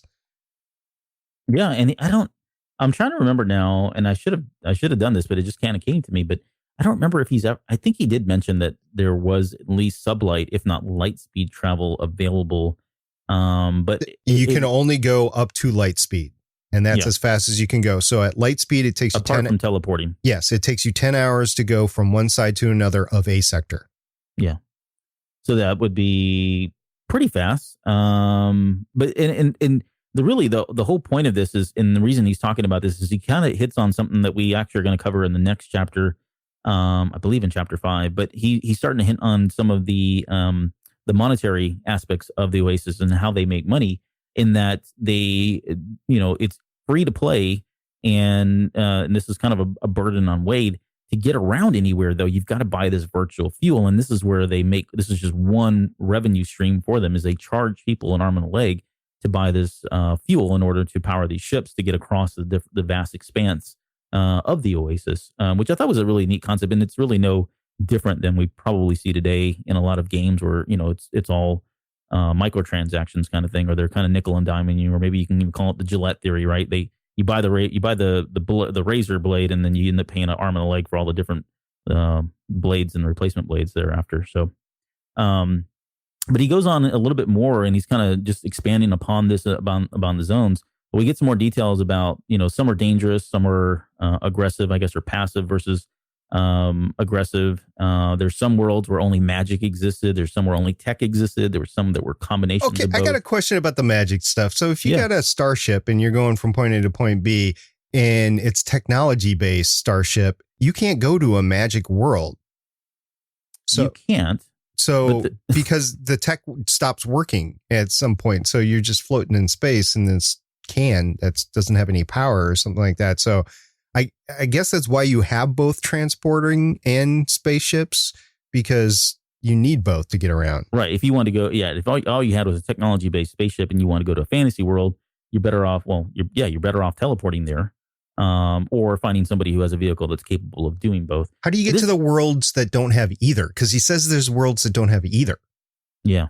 No magic and no space. How do you get there? Yeah, I have no idea. Moon portals. That would be my guess from Ultima. All right. But this reminded me of something, and this is another tabletop game reference. So I've never even asked you if you played any tabletop games, but there was one that was called Spelljammer, that came out by TSR in the early or late 80s. And it was kind of a really neat concept. It was like Dungeons and Dragons in space. And it kind of gave you a way to kind of, by this time, TSR had all these different worlds. They had Planescape. They had, they had their basic set, Forgotten Realms. And, anyways, they had all these different worlds. And a way to kind of merge them was they created this new game called Spelljammer. And you basically were in charge of like this, it would look like a sailing ship. But it was powered on magic and it allowed you to kind of fly through space and you could visit other worlds. A whole new world? Yeah, a whole new world. On a flying carpet? That's the Aladdin reference that I had in the show notes here. But it reminded me there's another line in here where he's talking about, if you ever did go into that, you'd have to get some magic tow truck basically to kind of pull you out. But yeah, I don't know. It's a very interesting concept that you could go to one or the other. Maybe you couldn't go to one or the other. But certainly you had to think about what ship you were going to take and where you were going to go. And then you had to really kind of have some thoughts around whether or not you were going into an area where, PvP was available. So that'd be player versus player where you could be attacked, or if you're going into an area where no PvP, existed, that sort of thing. But the gist of all of this really was there's a lot of different worlds. And then he goes on in the book here at this point and just kind of rattles off a ton of different ones. And we're not going to get into all these at all. He mentioned Norath, Azeroth, Metaverse, the Matrix, that kind of thing. But when you look at this list, were there any of them that jumped out to you? Anyone that you would say, hey, that's a cool world that I know about? But then I'm going to throw one other thing at you. If you could pick any other world that's not listed here from this list, what world would you want to be a part of in the Oasis if that existed? Well, this was a part of the novel that I actually had a dichotomy of thought, because I was thinking that Holiday was obsessed with the 80s and that anything after the 80s wouldn't be applicable, but obviously it is. So like Firefly, why is Firefly in there? Firefly wasn't around in the 80s, but it's a big thing in culture. Matrix as well. It's a big thing in geek culture. So if you fast forward a couple of decades, you would want to include that sort of stuff in there. So yeah, it was just when I was reading the list, it was the first time that I was thinking, okay, we're not just talking about the 80s. We're talking about other things as well. So stuff that wasn't mentioned, but I would hope would be thrown in there would be like the Honorverse I was talking about before with David Weber, the Mass Effect universe, Halo. I would think we saw some Halo stuff in the movie, but it wasn't talked about in the book. So we'll throw that in there. Also from Titan AE, you got to have Planet Bob. Bob's got to be in there. And if you have not ever seen Titan AE, it's a great animation. Underrated movie. Yes, underrated. It's got some major stars in there. Yeah, it's got Matt Damon in there. And it's just a great thing. So go ahead and catch Titan AE and you'll know what I'm talking about with Planet Bob. Also, this book was written in 2011. That was another difference between the book and the movie. Is 2011 were before drones were readily available to the consumer, and drones were really present in the movie. They were not present in the book. So at all. Yeah. So that's just something that's a difference between the two. So I would definitely include drones in the simulation. Something else that I would include, I know we've got this planet Ludus for like elementary education, but advanced education really wasn't discussed as far as I remember in the book. Maybe it wasn't, I just missed it, but I would definitely include scientific sort of research facilities or entities. I know that there were libraries referenced, but there was, in Doctor Who, there's a whole planet that's a library. Let's throw that in the simulation as well. And then hospitals or medical science or something like that, that I know you don't need that sort of care in the Oasis, but maybe medical research you could find some way to do that, to program that into the simulation, that would be good. And that would help humanity, because that's one of the things here that I'm struggling with. You have this humanity in decline, and you'd really want to help humanity, not just give them somewhere where they can go to escape. And I think that's where Artemis is coming from as well. But there's not any real ability to pull that out, to pull that thread, to put that into real world help. And I would think those sorts of things, that science, that research, medical help, if you could throw that in the Oasis to help people in the real world, I think that would be a really cool thing. And then also, we're talking about an obsession about this contest, right? Where are the 80s trivia game shows? You would think that they would be there. Yeah. I'd take Hollywood Squares. I'll take Jim J. Bullock for the block kind of thing. Man, that's a really noble answer, because my answer was the Old Republic. Of course you would. Yeah. I don't blame you either. I wasn't thinking about, the betterment of mankind in any way. I want, just goes to show you what Texans think, ladies and gentlemen. Right. I wanted humans, the Chiss, the Ricotta. I wanted everybody here. But yeah, I was thinking the Old Republic. And he does mention Star Wars in here, but most people think of Star Wars as, the original trilogy, maybe the prequels, maybe the sequels, that kind of thing. But for anyone that's not aware, there's a whole nother, it's the same universe really, but the Old Republic takes place anywhere from 3,600 to 4,000 years before A New Hope. And we've got a lot more Jedi. We've got a lot more crazy powers. We've got Sith, and the worlds look vastly different. There are worlds that are, no longer, that are gone now. If you go back to like A New Hope type time era, there's different worlds and different races and all kinds of other stuff. But it's just a really cool environment. So I would hope it's encompassed in Star Wars, but it would look very different. It would feel very different than the other ones. Okay, so it's interesting that you bring that up. But before I get into a response on that, so you're talking about something that's a longer time ago in a galaxy that's far, far, far farther away. That's what I don't think it's any further away, but yeah, it's definitely okay. It's the same distance away, but it's older. Another cool thing that I would program in there would be some way to time travel. And I didn't really, even though we see the DeLorean, and I don't remember seeing a TARDIS in the movie, but we have references to that sort of thing, but we never actually experience any time travel. So that would be cool if you could do that as well. And you think about the Oasis being a computer simulation, everything is actually recorded. So you could actually go back to a set point and interject yourself at that set point. That would be dangerous, I know, but that would be kind of cool to include in the simulation. Yeah, that would be cool. And so it kind of, in the, we mentioned earlier, so we're talking about this grid that it makes. And there's another reference here that I kind of skipped over, but we'll come right back to it. It says the 3-dimensional map of all 27 sectors distinctly resembled an 80s puzzle toy called the Rubik's Cube. And so for one of the homework assignments I threw out there was just familiarize yourself with the Rubik's Cube. And then as a challenge, I said, go try to watch some of the episodes of Rubik, the Amazing Cube on YouTube, which I watched as a kid, and it's a terrible cartoon. But before we get into the cartoon itself, is the Rubik's Cube something that you used to play with as a kid? And I guess the answer is yes, because everyone did, right? But is it something that you could solve today? Were you one of those kids that could solve it? Or are you one of those people now that can solve it? I actually studied up on how to solve it. My parents got me a book, and I actually read the book and was able to start solving it. But of course, I did what every other kid did and took the dang thing apart and put it back together. Yeah. So it was kind of an engineering challenge for me as well. Right. So you could solve the puzzle. Together. Yeah. Solve the puzzle in a variety of different ways. Yeah. Yeah. And this was, the Rubik's Cube was so huge in the 80s. I think so. It came out, it was designed by a Hungarian sculptor by the name of Erno Rubik. And by 1983 or 1983, there was 200 million Rubik's Cubes in existence.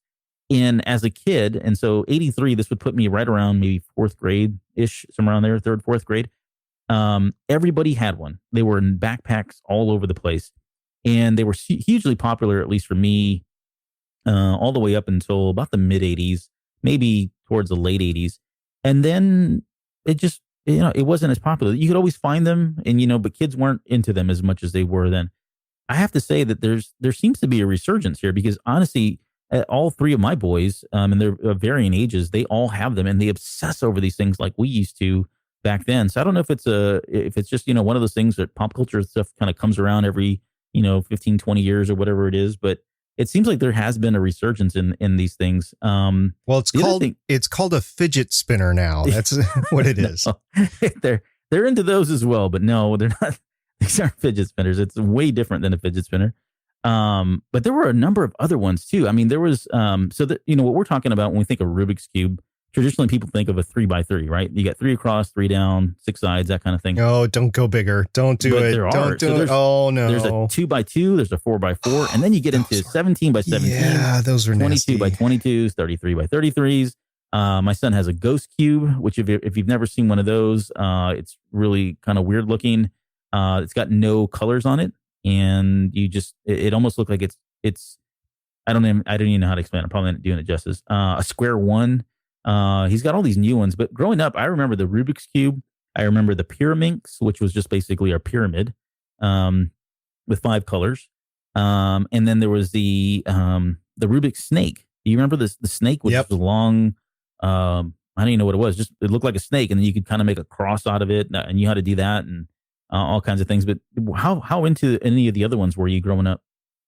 Oh, I think we tried one of the bigger ones, and I was like, I got better things to do with my time. Yeah, it's a time sink. It is. I remember just the 3x3 is a big time sink. Like it would keep my grandparents busy for days doing the 3x3. Give them a 4x4 or anything bigger than that. I don't think they had enough days left to do that. Right. And so just a real quick, originally it was called the Magic Cube. And it's really neat that there's so many people that still do this. There's these competitions now. You can go out on YouTube and look at all these different competitions, and there's speed cubes, which are, basically Rubik's cubes, but they've been designed so that they really you can just flip them, without really even having to put much force on them to turn and get different colors out there. But one of the things that I've always found interesting, and this is by way of my 13-year-old son, so I have to give him credit.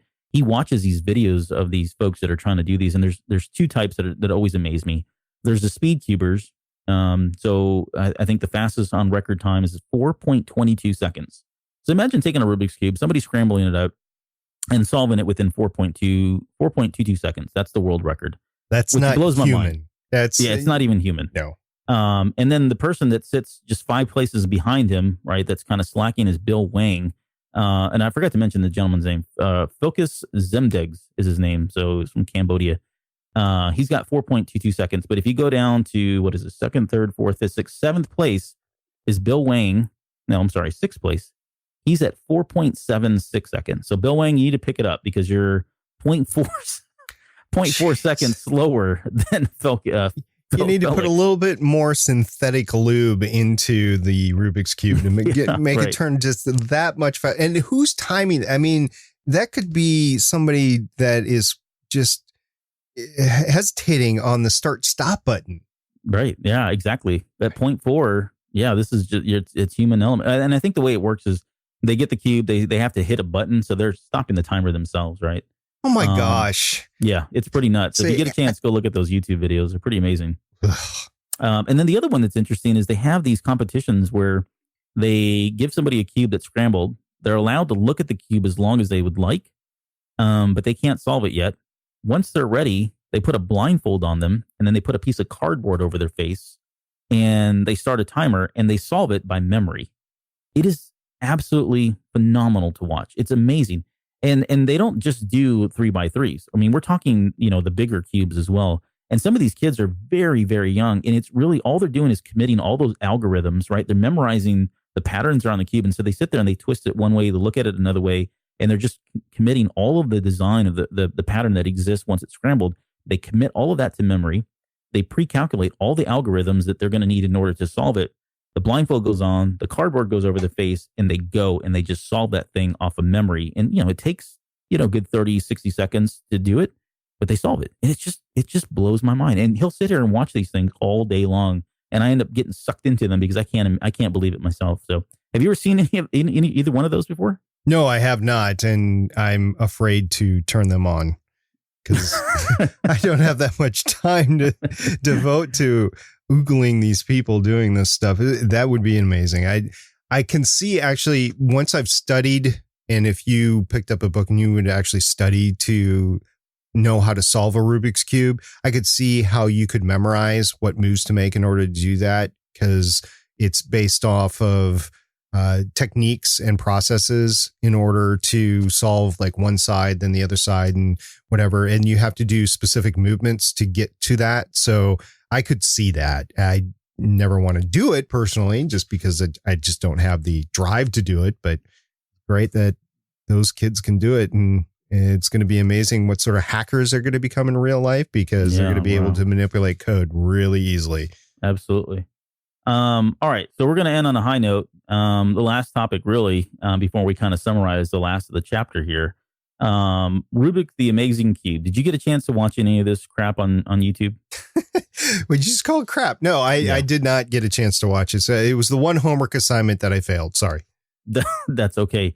You're probably better off not watching this. And I've made a reference to this on social media. I think I posted something about there where there's one episode where, Rubik decides he's going to make a hot dog and then he eats the hot dog. And it's the most bizarre cartoon. And I remember this coming out in the 80s, and I really couldn't tell you much about like who was in it and all of that. I don't even think I think it ran only one season. They made like 13 episodes of it. But one of the more interesting thing was the opening theme song was a band by the name of Menudo. Do you remember Menudo growing up in the 80s? Yeah, I do. Yeah. So I didn't grow up in the 80s, but I remember Menudo. Okay. Yeah. So Menudo was a band from Mexico. And they were huge. They were, I think, they were one of the original boy bands, even before like, New Kids on the Block. And then some, later in the 90s with like 88 Degrees and NSYNC and all that. But they were one of the original boy bands out of Mexico, and they were hugely popular.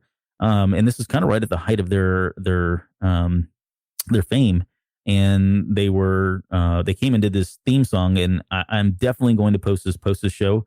I want to post the intro song, and there's a couple of videos that I'll throw out there as well that have them performing that opening theme song. But it's a very bizarre cartoon. I mean, as you can imagine, it's literally about a Rubik's Cube that's become magical, and he finds his way over with a boy, and they go on these adventures, and it's just a very odd. A magical Rubik's Cube. That'd be like Bit in the original Tron, which I was lamenting the fact that we didn't get a Bit in Tron Legacy.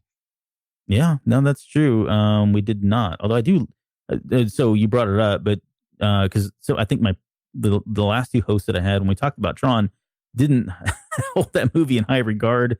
Were you a big Tron or Tron Legacy fan? I was a big Tron Legacy fan because there was a lot of undertones to that, and it just built on the world that was created with Tron. And I believe that they were just taking the state of the art at the time. Yeah, Tron, the original Tron, probably if you're going into it blind, it's probably not going to be as good for you to watch than the Fantastic Voyage would be, but it is a good one. And then Tron Legacy actually brings it up into a whole nother level. And I was really looking forward to that series taking off. I mean, there was a whole bunch of plans with Bruce Boxleitner to do a TV series, and then you'd come back and do more movies, maybe in the real world versus the virtual world. But Disney decided to shut it down for whatever reason. I think it was because the movie underperformed. Kind of like they might be making a similar decision with the Star Wars universe, but we'll see what happens with that. Yeah, no, and it was definitely a movie that I loved, and I think we talked about it on the show, so I won't rehash it. But I love the movie, I love the original, I love the sequel. We watched the cartoon series, which I thought was great, to be honest. And my kids really love it. And it's something that we throw in all the time. In fact, we even have the Disney Infinity video game for a couple of systems, and we have both of the characters from Tron, and that's some of their favorite characters, their figures to put on that little pad. So definitely big, huge Tron fans here in this household. But and I do want to clarify one thing. I misspoke. Menudo, and I know people are really up in arms about this. Menudo was not a Mexican band. They were from Puerto Rico. So I just want to make that clear that they were from Puerto Rico. And they ran from 1977 to 1997. And then there's the new Menudo from 2007 to 2009. So. See, I'm not familiar with them. I just know the old school boys.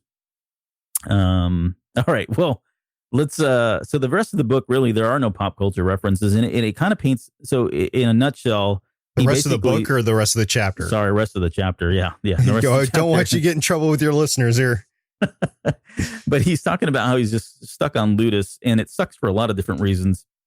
He's in his catch-22. He can't level up because he doesn't have any money. He doesn't have any means of transportation, and he has no means of money or transportation because he can't level up. He feels like he's relegated to these safe zones. And then he mentions that for every NPC my avatar defeated, I would earn a few meager experience points and usually a handful of copper or silver pieces dropped from my slain foes. And he goes on to explain that this is really how he's got very little money. And even the sword and the shield and the armor that he has are just kind of drops that came from these low-level NPCs. At this point in the book, he's only a third-level character. And he kind of mentions that no one really takes you seriously unless you're 10th level.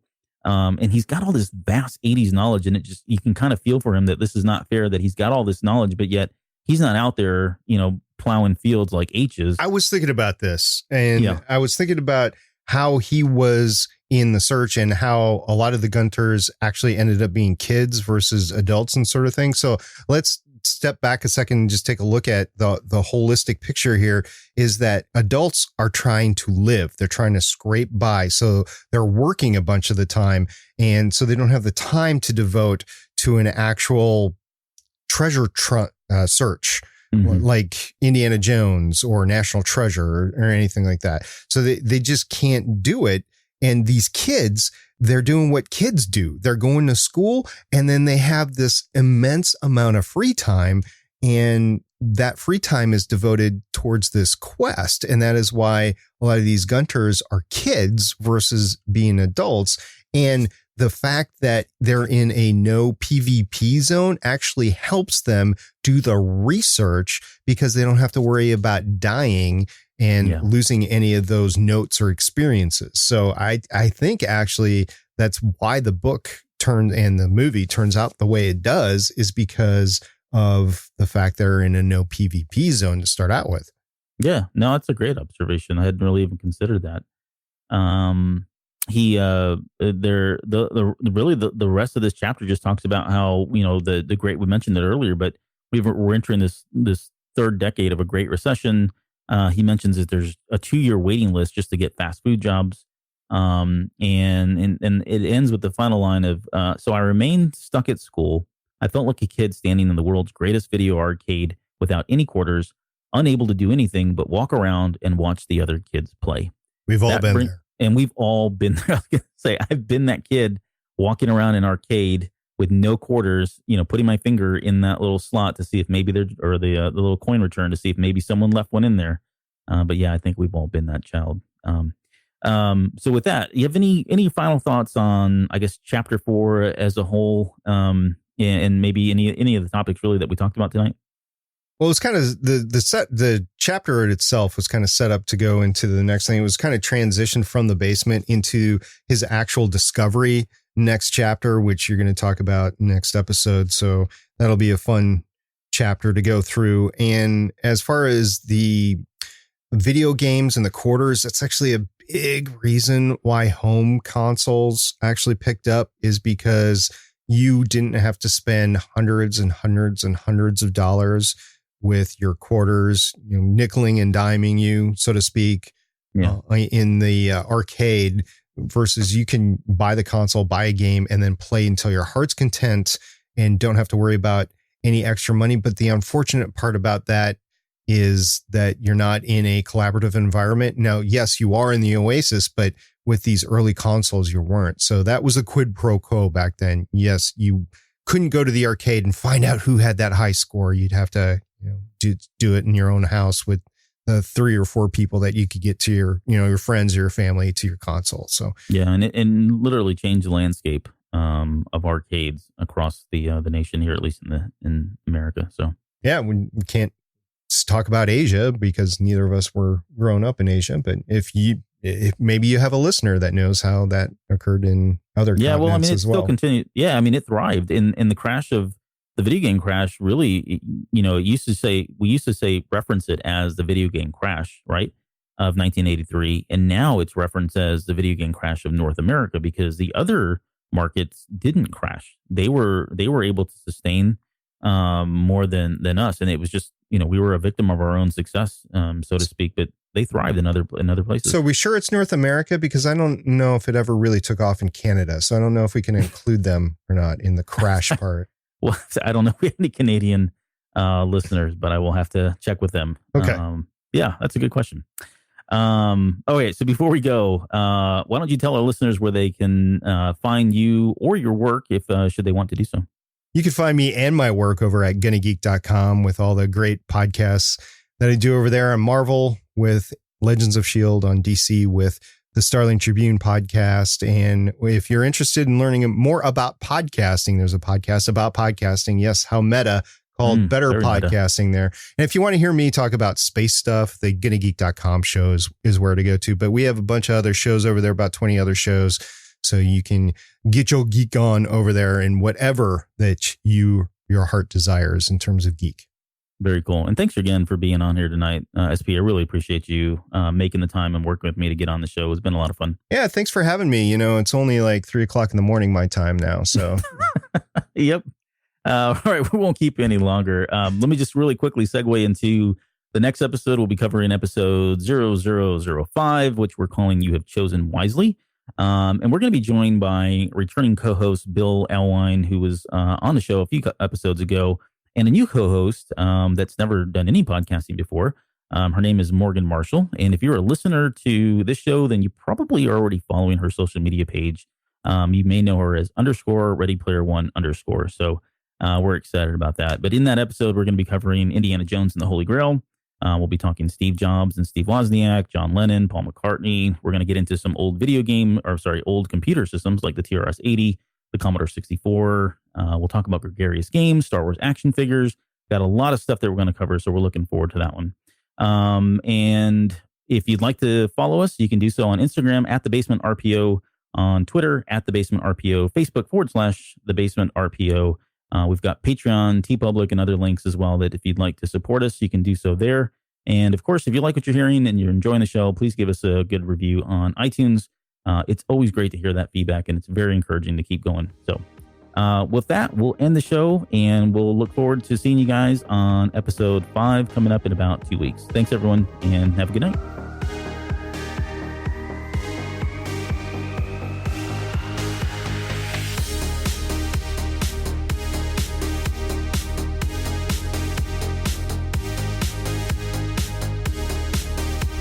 The views and opinions of the Basement hosts are of our own and are not in any way affiliated with Random House or Ernest Klein. All quotes, music, sounds, trademarked, and copyrighted material referenced in the show are owned by the respectful companies and creators and are used by the Basement as fair use for entertainment purposes only. It would take me a month to read this whole disclaimer, but sad to say, I don't have that kind of time.